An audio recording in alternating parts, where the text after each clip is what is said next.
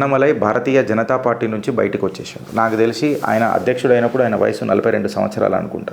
ఇప్పుడు ఆయన వయసు 42 అనుకుంటా. అంటే దానికంటే ముందే ఆయన నిన్న. సో అన్నమలై గారికి నాకు తెలిసి 42 సంవత్సరాలు అనుకుంటా ఇప్పటికీ. సో ఆయన 42 సంవత్సరాల కంటే ముందే ఆయన అధ్యక్షుడు అయిండు భారతీయ జనతా పార్టీకి, అంతే కదా. ఈ హాజ్ అ లాంగ్, చాలా ఏజ్ ఉన్నది ఆయనకు. పెద్ద పెద్ద పదవులు క్లాసిఫై కానికే లేకపోతే ఆయన ఎంజాయ్ చేయనికే నిజంగా చెప్పాలంటే చాలా ఏజ్ కూడా ఆయనకు గట్టిగానే ఉన్నది. But he has chosen to be a nationalist. ఇవాళ అట్లాంటి అన్నమలై భారతీయ జనతా పార్టీకి దూరమవుడు అనేది నిజంగా చెప్తే భారతీయ జనతా పార్టీ చేసుకున్న దురదృష్టం. డిబేట్ ఏందనంటే నెక్స్ట్ మూవ్ ఏమవుతుంది అని అనేది ఒక పెద్ద ప్రశ్న. అన్నమలై బీజేపీ తమిళనాడుకి నిజంగా చెప్పాలనంటే ఒక కల అయిండు, ఏమంటారు చూపు కూడా అయిండు, కల అయిండు, చూపు కూడా అయిండు. పార్టీ రిగ్రెట్ కావాల్సిందే. ఎందుకు అని చెప్పి మనం మాట్లాడితే అన్నమలై అనే వ్యక్తి ఎప్పుడు కూడా ఫౌండేషన్ గట్టిగా ఉండాలా అని చెప్పి కలగన్న వ్యక్తి. షార్ట్కట్ల గురించి ఎప్పుడు పోలే. అన్నమలై యొక్క రియల్ విక్టరీ అగర్ మనం తీసుకొని చూస్తే పునాదుల మీద బేస్ అయి ఉన్నది ఫ్రెండ్స్. ఎందుకనంటే జనరల్గా మనం రాజకీయాలల్లో ఒక పాలిటిషియన్ని జడ్జి చేయాలా అని చెప్పి మనం మాట్లాడితే ఎన్ని సీట్లు గెలిచిండు, ఎన్ని సీట్లు ఓడిపోయిండు అననే ఒక పంచాయతీలనే మనం మాట్లాడతాం. బట్ అన్నమలై ఎందుకు ఫెయిల్ అయ్యిండు అని చెప్పి మనం మాట్లాడితే అన్నమలై మొన్న లోక్సభ సీట్ గెలవలేకపోయిండు, లేదా తమిళనాడు నుంచి 2024లా నరేంద్ర దామోదర్ దాస్ మోదీ గారికి ఎంపీ సీట్లు ఇవ్వలేకపోయిండు అననే ప్రశ్న కంటే ఎక్కువ నాకేమని అనిపిస్తుంది అంటే politics is not just about next election, sometimes it is about next generation. మన నెక్స్ట్ జనరేషన్ ఏ రకంగా పోతుంది అని చూడాలి. ఎలక్షన్లు ఇవాళ వస్తాయి, రేపు పోతాయి. పార్టీలు ఇవాళ వస్తాయి, రేపు పోతాయి. అటల్ బిహారీ వాజ్పేయి గారు అన్న మాటలు నాకు ప్రతిసారి గుర్తొస్తాయి. పార్టీయా ఆయంగి, పార్టీయా జాయింగి, పర్ యే దేశ్ రహనా चाहिए. ఇన్ఫ్యాక్ట్ పార్టీలు ఇవాళ వచ్చి రేపు పోతాయి అని అన్నప్పుడు ఎలక్షన్లు కూడా ఇవాళ వస్తాయి, రేపు పోతాయి. సో అన్నమలై యొక్క కాంట్రిబ్యూషన్ పాయింట్ ఏంది అని అనేది బీజేపీ ఇలా పరిగణనలోకి తీసుకోలేదు అని అంటే దురదృష్టం బీజేపీదా కాదా. దశాబ్దాల పాటు తమిళనాడులో ద్రవిడియన్ యొక్క కోటలాగా ట్రీట్ చేసినాం మనం. ఆ కోటని మనం పెనట్రేట్ చేయగలిగినామా, ఎంటర్ కాగలిగినామా అని అంటే ప్రతిసారి భారతీయ జనతా పార్టీని తమిళనాడు ప్రజలు ఒక అవుట్ సైడర్ లాగా ట్రీట్ చేసిర్రు. రాష్ట్ర రాజకీయాలలో ఇర్రిలవెంట్, అసలు రిలవెన్స్ లేని రాజకీయ పార్టీ లాగా భారతీయ జనతా పార్టీ ఉండే. ఇన్ఫ్యాక్ట్ చెప్పాలనంటే కాంగ్రెస్కున్న ఓటు బ్యాంకు కూడా తమిళనాడులో భారతీయ జనతా పార్టీ ఎంటర్ కాలేకపోయింది. ఇది వాస్తవమా కాదా? ఇప్పుడు నేనేం అడుగుతున్నానంటే అన్నమలై వచ్చిన తర్వాత ఒక మీనింగ్ఫుల్ పొలిటికల్ స్పేస్ తీసుకొని వచ్చిండు. దశాబ్దాల వారీగా ఛాలెంజ్ ఉన్నా ఆయన ఒక మీనింగ్ఫుల్ స్పేస్ తీసుకొని వచ్చిండు. ఇక్కడ అన్నమలై పొజిషన్ అనేది ఎంత డీప్ డైవ్ అయిందో, ఎంత తమిళనాడు ప్రజలు యాక్సెప్ట్ చేసినరో అని అనేది మీరు చూడండి. అంటే ప్రతిసారి ఒక ద్రవిడియన్ పార్టీతో డిపెండ్ అయి పొత్తు పెట్టుకొని మీ ఇత్తనాలు నాటడం అనేది ఏంద్రాబాయ్. అట్లా కాకుండా ఒక ఇండిపెండెంట్ బీజేపీ ఐడెంటిటీని తమిళనాడులో తీసుకొస్తా అననే ఒక కళ తప్పేంది? ఫ్యాక్ట్ కదా, కరెక్ట్ కదా. అగర్ ఆనాడు అటల్ బిహారీ వాజ్పేయి గారు, అద్వానీ గారు ఆ కాడికి వస్తే మాతృత్వ సంస్థలు ఏమున్నది, మనం ఫస్ట్ ఎలక్షన్ గెలవాలా అని చెప్పి ఐడియాలజీ అగర్ కాంప్రమైజ్ అయిన ఉంటే ఏక్ పూల్ దో మాలి అననే ఒక స్లోగన్ ఉంటుండే, విమర్శ ఉంటుండే భారతీయ జనతా పార్టీ మీద. ఆడికేని ఇయ్యాల ఇంతమంది ఎంపీ సీట్లని ఇన్ని సంవత్సరాల పాటు భారతావనిని పరిపాలించకపోతుండే. సో ఇండిపెండెంట్ భారతీయ జనతా పార్టీ ఐడెంటిటీని తమిళనాడులో తీసుకురావడము అండ్ ద్రవిడియన్ యొక్క కోటని బద్దలు కొట్టడము, అది కూడా ఇండిపెండెంట్గా అనేది ఆలోచించాల్సిన విషయమా కాదా ఫ్రెండ్స్? ఆర్గ్యుమెంట్ చాలా సింపుల్ ఫ్రెండ్స్. ఎట్లా అంటే భారతీయ జనతా పార్టీ సింగిల్ లార్జెస్ట్ పార్టీగానో లేకపోతే ఒక మేజర్ ఫోర్స్ లాగానో ముంగటికి పోలేకపోయింది తమిళనాడులో. ఎంతసేపు అప్పు తెచ్చుకోవాల్సిన పప్పు ఇంట్లో ఉంటుండే. ఇది తమిళనాడు బీజేపీకి వర్తిస్తుంది, ఆంధ్రప్రదేశ్ బీజేపీకి వర్తిస్తుంది, తెలంగాణ బీజేపీకి కూడా వర్తిస్తుంది. కేరళకు నేను ఎందుకు వర్తించది అని చెప్తున్నానంటే కేరళలో ఇండిపెండెంట్గానే పోతున్నారు, కర్ణాటకలో ఇండిపెండెంట్గా పోయిండ్రు, గెలిచి చూపించిండ్రు. బట్ నువ్వు అదే తమిళనాడు రాజకీయాలు తీసుకొని చూస్తే క్లియర్ కట్గా మన ఆంధ్ర రాష్ట్ర రాజకీయాలకు తెలంగాణ భారతీయ జనతా పార్టీకి ఇన్ఫ్యాక్ట్ ఒక అద్దం చూపించినట్టు అవుతుంది. ప్రతిసారి పక్క పార్టీతో పొత్తు పెట్టుకొని ఆ పొత్తుల మనం ఒక ఇత్తనమై ఈ హైబ్రిడ్ మోడల్ నడిపిస్తానని అంటారు చూడు, నీ పార్టీ డైల్యూట్ అవుతలేదా లేదా, నీ ఓన్ సోషల్ బేస్ ఏడబోతుంది అని చెప్పి నేను మాట్లాడుతున్నా. ఇక్కడనే అన్నమలై రిపీటెడ్గా వార్న్ చేసిండు. ఏందనంటే ఇవాళ నువ్వు షార్ట్ టర్మ్ గోళ్ళ కోసము నీ లాంగ్ టర్మ్ గోల్లను ఎందుకు సాక్రిఫైస్ చేయాల్సి వస్తుంది, నీ ఐడియాలజికల్ గ్రోత్ని ఎందుకు దెబ్బతీసుకోవాల్సి వస్తుంది, నీ షార్ట్ టర్మ్ ఎలక్ట్రల్ అరేంజ్మెంట్ల కోసము నీ లాంగ్ టర్మ్ ఐడియాలజీ ఆర్ నీ పర్స్పెక్టివ్ ఆర్ నీ నమ్మకం నీ ధర్మాన్ని తాకట్టు ఎందుకు పెట్టాల్సి వస్తుంది? ఎందుకంటే నువ్వు పొత్తు పెట్టుకున్నాడు రాజకీయ నాయకుడు, బట్ అదే నేను ఒక ధార్మికుడిని. అందుకే కదా నేను నీ పార్టీలోకి వచ్చిన. అగర్ నేను పొత్తు పెట్టుకొని నా ఐడియాలజీలా ఏమంటారు దాన్ని హైబ్రిడ్ మోడల్ చేద్దామని అంటే దాల్ కిచిడి చేద్దామని అంటే నేను ఎవరితోనన్నా పోతా, ఇక్కడితోనన్నా ఉంటాను, తర్వాత జై శ్రీరామ్ అని మాట్లాడతా అని అనేది కరెక్ట్ కదా.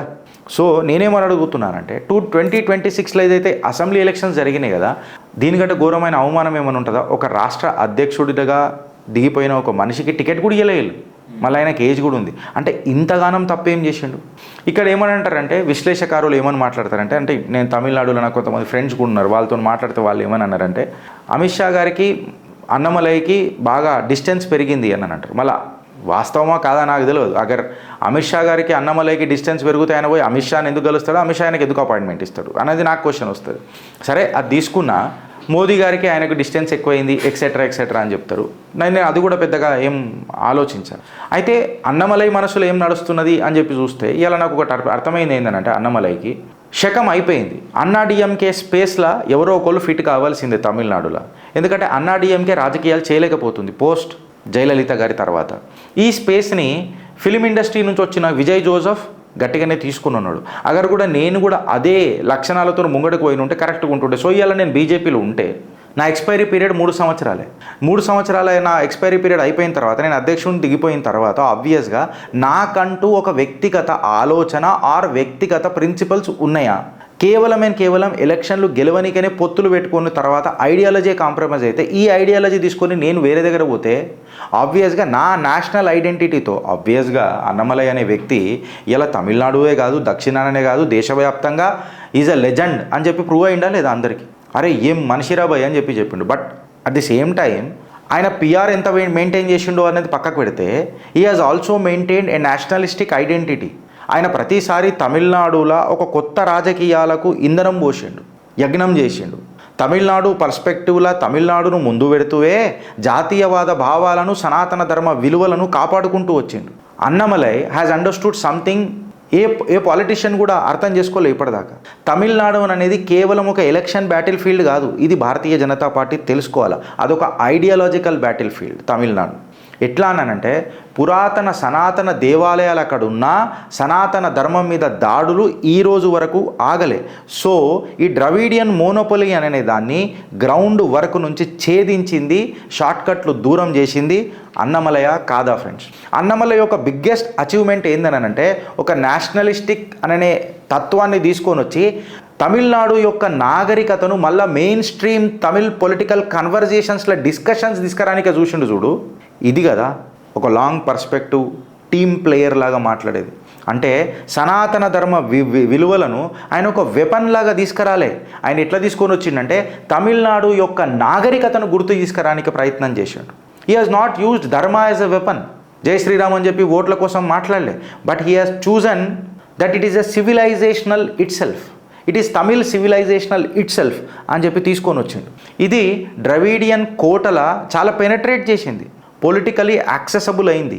అందుకే పిల్లలు కూడా వచ్చి అన్నమలై అని చెప్పి మాట్లాడారు. For the first time ever తమిళనాడులో భారతీయ జనతా పార్టీ తమిళనాడులో యంగ్ ప్రొఫెషనల్స్ని, ఫస్ట్ టైం ఓటర్లని, బిజినెస్ మ్యాన్లని, ఎడ్యుకేటెడ్ మిడిల్ క్లాస్ని, పొలిటికల్గా క్యూరియస్ ఉన్న ఉత్సాహం ఉన్న యువకులను అట్రాక్ట్ చేయగలిగింది.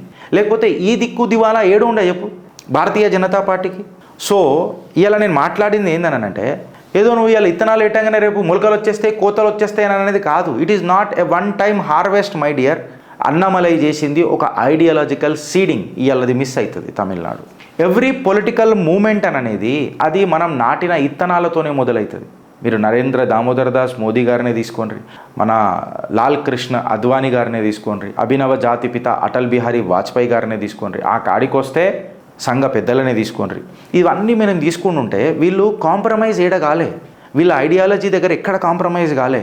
ఉండని ఏక్ పూల్ దో మాలీలాగా ఓ కమలం పువ్వుకి 2 ఎంపీల్లాగా మేమే రిప్రజెంట్ చేస్తామొచ్చు భారతీయ జనతా పార్టీకి, నో ప్రాబ్లం. బట్ ఫ్యాక్ట్ ఏంది అని అనేది మనం చూసుకోవాలి. ఇవాళ అన్నమలై యొక్క పాదయాత్ర, గ్రామాల యొక్క విజిట్స్, టౌన్ హాల్ ఇంటరాక్షన్స్ ప్రతిసారి సోషల్ మీడియాలో ఒక చర్చనీయ అంశం జరిగిందా లేదా? సీట్లు కౌంట్ చేసే తరుణంలో మనము ఇత్తనాలు నాటిన కౌంట్ మర్చిపోతున్నామా అని అనేది ఒక పెద్ద క్వశ్చన్ అయిపోయింది. ఒప్పుకుంటా నేను. ఇప్పుడు గుజరాత్లో లగాతార్ గెలుస్తూనే ఉంటాము అని అనుకుందాం. అంటే రాత్రి గుజరాత్లో గెలిచిందా భారతీయ జనతా పార్టీ? దేశ నరేంద్రుడు ఎంత కష్టపడితే గుజరాత్లో ఇవాళ ఇంత పటిష్టంగా ఉన్నది భారతీయ జనతా పార్టీకి కంచుకోటలాగా.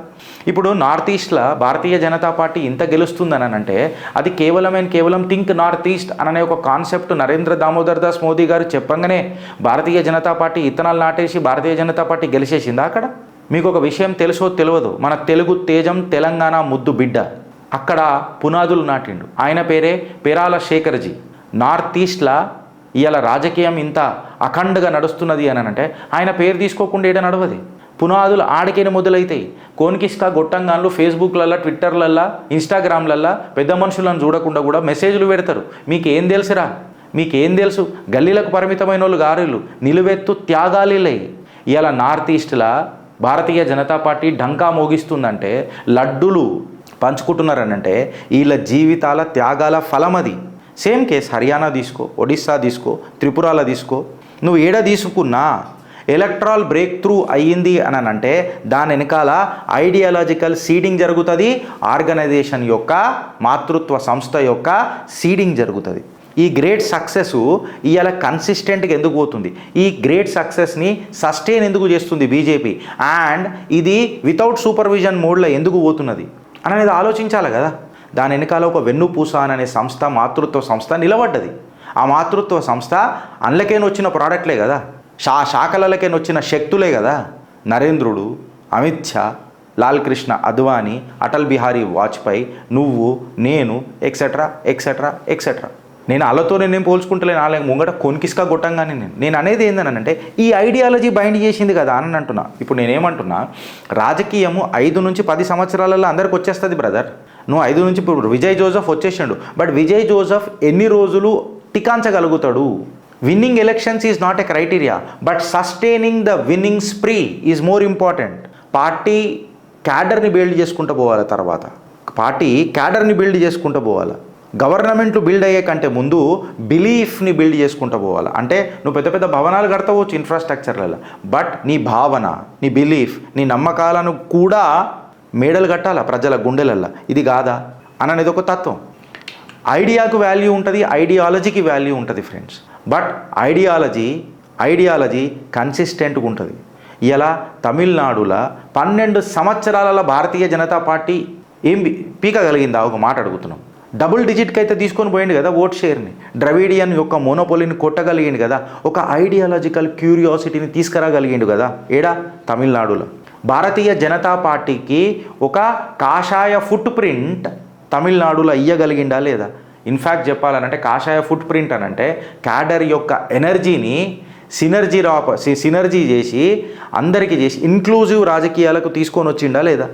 యంగ్ సపోర్టర్లు మొత్తం సపోర్ట్ చేస్తున్నారంటే అది కూడా ఈ జమానాలలో, అది కూడా తమిళనాడులో ఎలక్షన్ గెలిచినట్ట ఓడిపోయినట్ట. పొలిటికల్ ఈకో సిస్టమ్స్ సంవత్సరాలు పడతాయి ఫ్రెండ్స్ బిల్డ్ కానికే. నార్త్ ఈస్ట్ దానికి నిలువెత్తు ఎగ్జాంపుల్. అన్నమలై లెగసీ అనేది సీట్ టాలీకే తీసుకురావద్దు. మళ్ళీ ఇప్పుడు అన్నమలై సీటు తీసుకురాలేదు, మాకు ఇన్ని కావాల్సినన్ని సీట్లు తీసుకురాలేదు అని అంటే నేనేమో అడుగుతున్నా, మళ్ళా ఎన్నో జాగాలల్లో భారతీయ జనతా పార్టీకి అనుకున్నన్ని సీట్లు రాలే. పాలిటిక్స్లల్లో ఫౌండేషన్స్కి చాలా వాల్యూ ఉంటాయి, ఆ విక్టరీలకు వాల్యూస్ ఉంటాయి. ఇన్ఫ్యాక్ట్ ఒక మాట చెప్పాలి నా ఫ్రెండ్స్, ఇవాళ బాధతో చెప్తున్నా, భావోద్వేగమై చెప్తున్నా. అన్నమలై అనే ఈ వ్యక్తి భారతీయ జనతా పార్టీలో ఇక లేడు, ఇక సెలవు అని చెప్పి ప్రకటించాడు. The meeting ends, the break is complete. Simplicity ఏంది తెలుసా ఫ్రెండ్స్? అగర్ కూడా నేను రాజీనామా చేయాలని అంటే ఒక పెద్ద కాన్వాయ్ తీసుకొని పోతా, ఓ పెద్ద షో చేస్తా, ప్లకార్డులు పట్టిపిస్తా, అన్నమలై నాయకత్వం వర్ధిల్లాలి, తమిళ దళపతి అన్నమలై అని చెప్పి షో చేస్తా. సింగిల్కి వచ్చిండు, క్యాబ్లో వచ్చిండు, క్యాబ్ల నుంచి దిగిండు, పర్పస్ ఫుల్ఫిల్ చేసిండు, పోయిండు. ఒక క్యాబ్లా, ఒక నార్మల్ క్యాబ్లా వచ్చిండు, రాజీనామా ఇచ్చిండు, పోయిండు. సింప్లిసిటీకి నిలువెత్తు నిదర్శనం అన్నమలై. ఇవాళ కాషాయ పార్టీకి ఇక సెలవు. ఉంటానిక. భారత్ మాతాకి జై.